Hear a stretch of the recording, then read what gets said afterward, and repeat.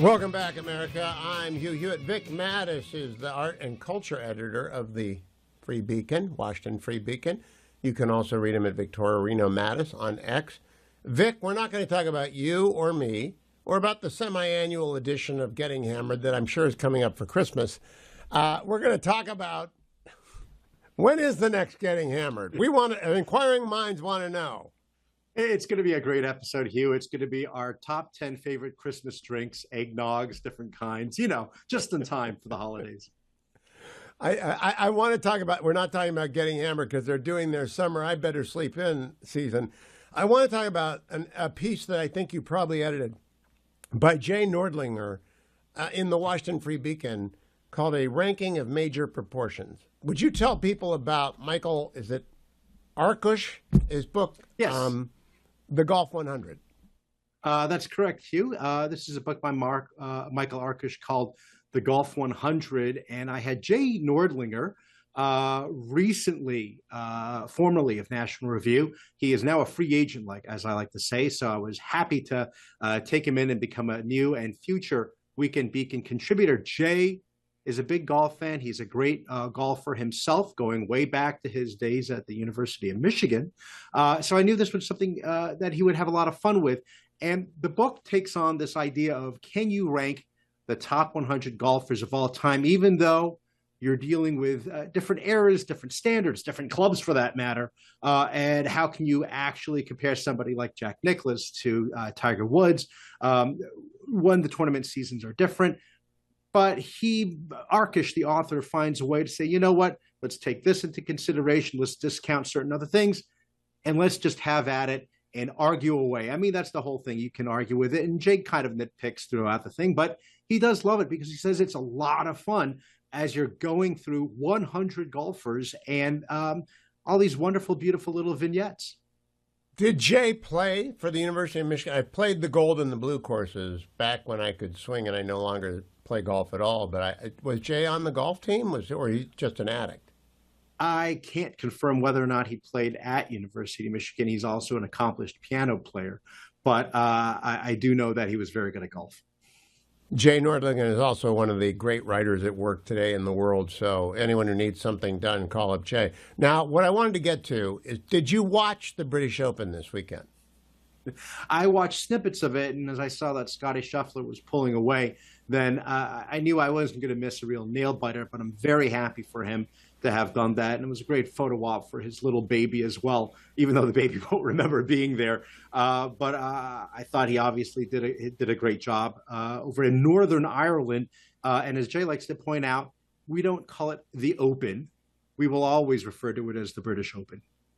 Of course we will. Now, what I noticed about that, when I first checked in, Scotty was up by 8. And at which point, all I could think of was Tin Cup. And so I didn't want to watch, because the only thing that could happen would be a memorable disaster of the sort that we've seen in golf a few times, right? Roberto you're not old enough to remember Roberto DiVincenzo's not signing his card correctly.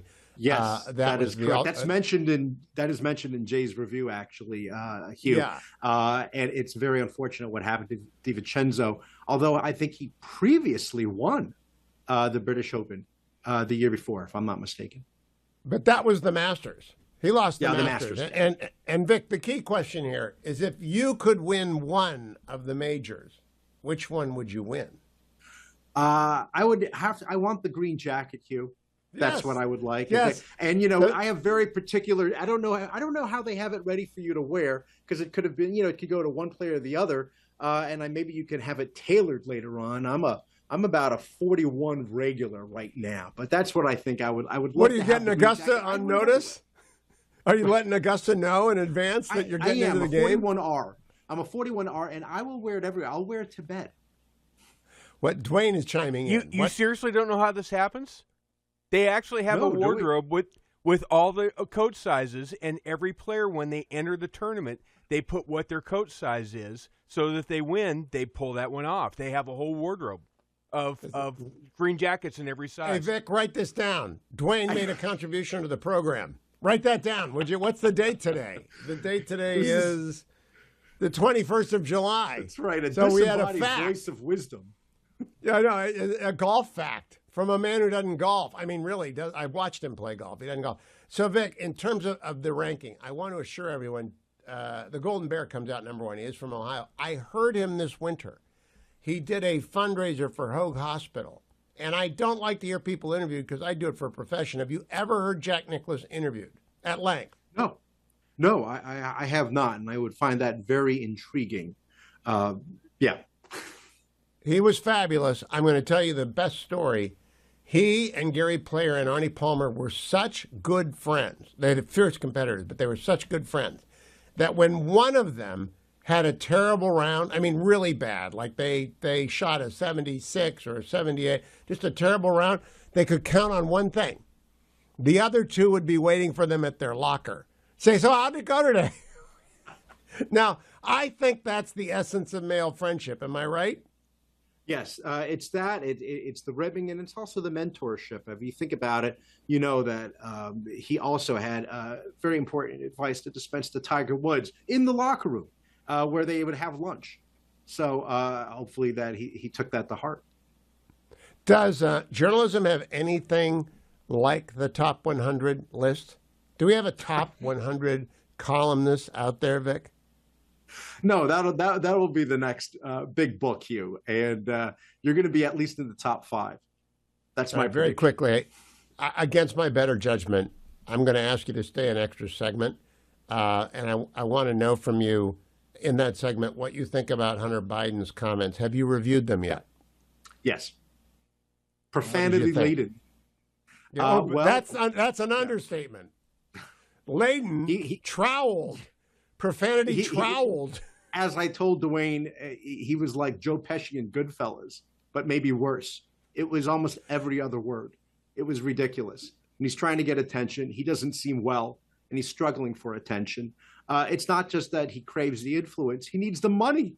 Nobody's buying his artwork anymore for $500,000. How does he get back in the game?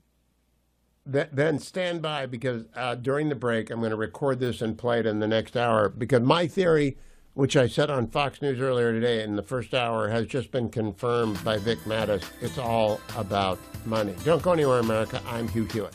Vic, you just said exactly what I thought when I got asked about this. He's trying to rehabilitate himself into an interesting person who might get paid to give a speech somewhere. I don't know by whom. I don't know for how much. But the Biden gravy train is over. It's crashed. It's done. The former president can't talk. Nobody wants to hear from Mrs. Biden because of her role in the presidency. She doesn't want to answer questions. James Biden's been cut off. Do you think the family's in financial distress? Yeah, I don't think they're in great shape. I know that there are legal fees to be paid, and they're obviously fearing further recriminations, either from the current White House or from Democratic rivals and people going after them. The only thing they can do now is talk about the last 4 years and give some sort of, exclusive access to what it was like to be in there. And I'm going to tell you what it was really like and get a rise from people. And the key for them is to just get back in the conversation.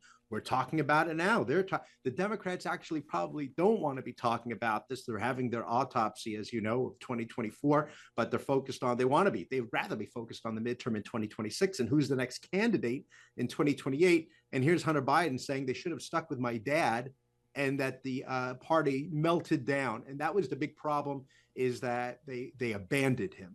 And he seems to be weirdly supportive of Kamala Harris at the same time. But obviously, there's no love lost between Hunter Biden and, say, Chuck Schumer and Nancy Pelosi. Or certainly not. Well, he machine gunned George Clooney, Barack Obama, Carville, Axelrod, Anita Dunn, and the Pod Boys. And I haven't even listened to it. That's the excerpt that Dwayne cut out for me and then edited all the F-bombs out so I could do it. I'm just curious, do you think anyone at all wants Hunter Biden near them? No, I think that obviously Republicans would love to have him continue to be the conversation and take it away from all this other business that's happening right now and that President Trump has to deal with. But no. They want to forget that it ever happened. And they want to forget that they said things, for example, after Biden was forced to step down. They said, "Thank you, Joe, for your service," as if he did something selfless. And that's the new narrative, by the way. That's what Hunter Biden is trying to say is, my father did the most selfless thing in American politics. Let's not forget he was forced out. And I think, yeah. He had his grip on that door. He had pulled out by Nancy Pelosi, knifing him in the back, and Chuck Schumer in the front. Vic Matus, thank you. Follow Vic on X at Victorino Matus, and go and Getting Hammered. It will be back on a regular schedule soon. Thank you, Vic.